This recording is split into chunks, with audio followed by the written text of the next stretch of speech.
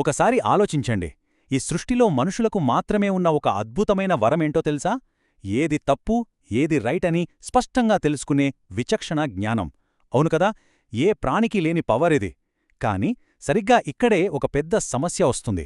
ఒక పని తప్పు అని మనకు 100% తెలిసినా సరే, దానివల్ల పక్కాగా నష్టమొస్తుందని గ్యారంటీగా అనిపించినా సరే, మనం ఆ పని చెయ్యకుండా ఎందుకు ఆగలేకపోతున్నాం? సరే, ఈరోజు ఈ విశ్లేషణలో కొంచెం లోతుగా వెళ్ళి అసలు ఆ టైంలో మన మెదడులో ఏం జరుగుతుందో చూద్దాం. ఇదొక విచిత్రమైన మానసిక వైరుధ్యం. మనం ఒక తప్పు చేస్తున్నప్పుడు లోపల ఎక్కడో ఒక మూల మనకు తెలుస్తూనే ఉంటుంది. ఇది కరెక్ట్ కాదు, వద్దురా అని మన అంతరాత్మ ఘోషిస్తూనే ఉంటుంది, వార్నింగ్ ఇస్తుంది. కాని వెంటనే మన మైండ్ ఇంకో మాట చెప్తుంది, ఏం కాదులే, జస్ట్ ఒక్కసారికేమవుతుంది, ఇదే లాస్ట్ అని. అవునా? అసలొక పని వల్ల డ్యామేజ్ జరుగుతుందని తెలిసి ఆ ఊబిలోకి మనం ఎందుకు దూకుతున్నాం? ఇదెవరో ఒకరిద్దరి సమస్య కాదు, మనందరం ప్రతిరోజు ఫేస్ చేసే అతిపెద్ద ఇన్నర్ ఫైట్. మరి మనం ఎందుకలా తప్పులు చేస్తాం? అసలు మన మనస్సు మనపై ప్రయోగించే ఆ 5 రకాల మాయలేంటో ఇప్పుడు తెలుసుకుందాం. మన కంట్రోల్ని తప్పించే వాటిలో మొదటిది, అత్యంత పవర్ఫుల్ అయినది, ఈ హ్యాబిట్ లూప్, అంటే అలవాట్ల వలయమన్నమాట. చూడండి, మనం ప్రతిరోజు ఏ పనులు చేస్తామో అవే మన క్యారెక్టర్ని డిసైడ్ చేస్తాయి గదా. ఒక తప్పును సరదాగా ఒకసారి చేస్తే అది పొరపాటనుకోవచ్చు, కానీ అదే పనిని మనం రిపీటెడ్గా చేస్తే అదొక బలమైన అలవాటుగా మారిపోతుంది. ఒక్కసారి ఈ వలయంలో పడ్డామా ఇంకంతే, అదొక అదృశ్యమైన ఇనుప గొలుసులాగా మనల్ని కట్టేస్తుంది. మనకిష్టం లేకపోయినా ఒక లూప్లాగా మన చేత ఆ తప్పు మళ్లీ మళ్లీ చేయించేస్తుంది. ఇక ఇది మన పరిస్థితిని కరెక్ట్గా వివరిస్తుంది. అదే ఇన్స్టెంట్ గ్రాటిఫికేషన్, అంటే తక్షణ ఆనందం. చెడు అలవాటులు ఎప్పుడూ కూడా ఒక తీయని విషం లాంటివే. ఆ క్షణానికి ఎక్కడలేని ఆనందాన్ని, ఒక రకమైన కిక్నిస్తాయి.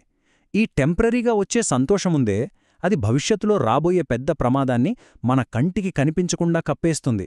మన మెదడు ఎప్పుడూ ఆ క్షణికానందం కోసమే ఆరాటపడుతుంది.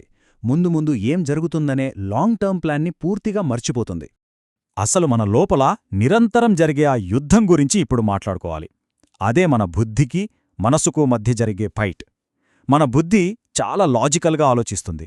రేయ్, ఇది తప్పు, దీనివల్ల నష్టమొస్తుంది, ఆగిపో అని క్లియర్గా వార్నింగ్ ఇస్తుంది. కాని మన మనసు ఎలా రియాక్ట్ అవుతుందో తెలుసా? చాలా ఎమోషనల్గా, పర్లేదులే, జస్ట్ ఇంకొక్కసారి చేస్తే ఏమవుతుంది అని సైలెంట్గా గుసగుసలాడుతుంది. ఇక్కడ అసలైన ట్రాజెడీ ఏంటంటే, చాలా వరకు అట్రాక్షన్తో ఉండే మనసే గెలుస్తుంది, వివేకంతో ఉండే మన బుద్ధి ఓడిపోతుంది. దీని తర్వాత మనం మాట్లాడుకోవాల్సిన ఇంకో ముఖ్యమైన పాయింట్ పరిసరాల ప్రభావం. అంటే మన చుట్టూ ఉన్న వాతావరణం. వ్యక్తులుగా మనం ఎలాంటి వాళ్లతో తిరుగుతున్నాం అనేదే మన దారిని డిసైడ్ చేస్తుంది. ఎప్పుడూ తప్పులు చేసేవాళ్ల మధ్య లేదా నెగటివ్ ఆలోచనలో ఉన్నవాళ్ల మధ్య మనం ఉన్నామనుకోండి, మనం ఎంత స్ట్రాంగ్ అయినా సరే తెలియకుండానే క్రమంగా మనం కూడా అదే ట్రాక్లోకి జారిపోతాం. ఆ వాతావరణంలో చేస్తున్న తప్పు కూడా ఒక రైట్లాగా భ్రమ కల్పిస్తుంది మరి.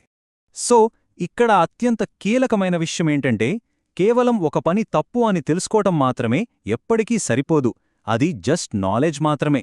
నిప్పు కాలుస్తుందని తెలుసుకోవటం జ్ఞానమైతే, అందులో చేయి పెట్టకుండా ఆపుకోవటం నియంత్రణ. ఆ తప్పును ఆచరణలో ఆపగలిగే విల్ పవర్, ఆ కంట్రోల్ ఉన్నప్పుడే ఆ జ్ఞానానికొక వాల్యూ ఉంటుంది. సరైన కంట్రోల్ లేని నాలెడ్జ్ ఎంత ఉన్నా అది పూర్తిగా వేస్టే కదా. మరి దీనికి సొల్యూషన్ ఏంటి? ఈ నిస్సహాయత నుంచి, ఈ చీకటి వలయ నుంచి మనం బయటపడడం ఎలాగో ఇప్పుడు చూద్దాం. ఇప్పుడివి ఎలా వర్కౌట్ అవుతుందో చూద్దాం. మనసు చేసే ఈ మాయల నుంచి బయటపడటానికి మన దగ్గర ప్రాక్టికల్గా ఒక 4 అస్త్రాలున్నాయి. ఫస్ట్ది, ఒకేసారి కొండను ఢీకొట్టాలని కాకుండా చిన్న చిన్న పాజిటివ్ అలవాట్లతో స్టార్ట్ చేయడం. సెకండ్, మనల్ని కిందకి లాగే చెడు వాతావరణానికి, నెగటివ్ వ్యక్తులకు వీలైనంత దూరంగా ఉండటం. థర్డ్, ప్రతిరోజూ రాత్రి పడుకునే ముందు ఆ రోజు మనం తీసుకున్న డిసిజన్స్ని ఒకసారి సిన్సియర్గా రివ్యూ చేసుకోవడం.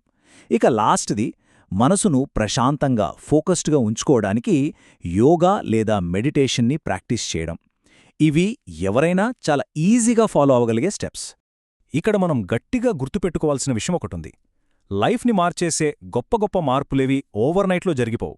కానీ ప్రతిరోజూ క్రమం తప్పకుండా చేసే ఒక చిన్న మార్పు, ఒక పాజిటివ్ అడుగు ఫ్యూచర్లో ఒక మహావృక్షంలా మారి మన జీవితాన్నే మార్చేస్తుంది.